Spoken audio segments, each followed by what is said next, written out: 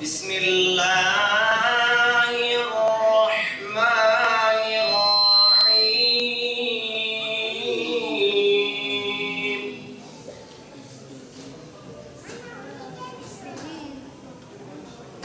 وَسِيقَ الَّذِينَ كَفَرُوا إِلَى جَهَنَّمَ زُمَرًا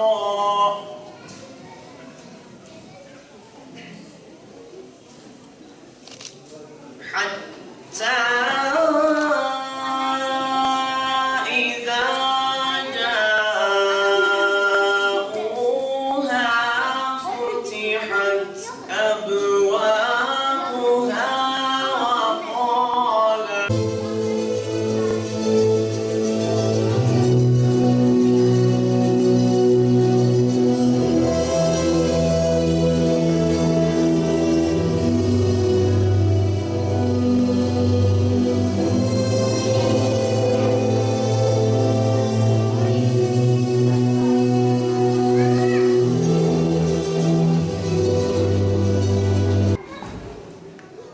Evet, dediğiniz gibi Kerim kardeşlerim, Suriye'deki Müslümanlar güvende değil.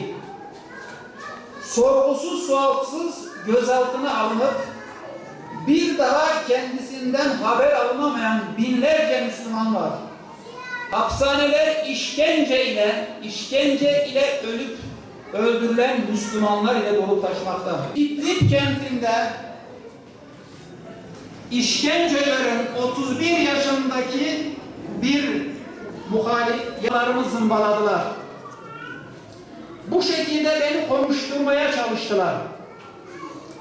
Kulaklarım zımbalarken korkunç bir ağrı hissettim, yaşadım demekte.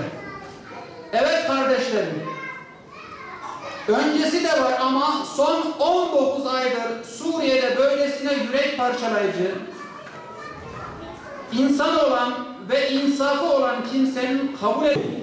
Ey kahhar, Suriye zalimini kahret. Amin. Ya muzil, Suriye zalimini zelil kıl. Boynunun devrildiği günleri yaklaştır ya Rabbi. Amin. Allah'ım İslam'a ve Müslümanlara yardım et. Nübüvvetin hac üzerine 2. Raşid hilafetin ikamesiyle birlikte ümmetimize bahar günlerini göster ya Rabbi. Amin. Bölünmüş coğrafyamızın, parçalanmış ümmetimizin Resulullah'ın kelime-i tevhid sancı altında birleştiği günleri göster ya Rabbi. Amin. Bizleri cahiliye ölümünden kurtaracak, beyat edeceğimiz halifemize kavuştur ya Rabbi. Amin. Allahümme hazet dua ve minkel icabe ve la havle ve la kuvvete illa billahil aliyyil azim.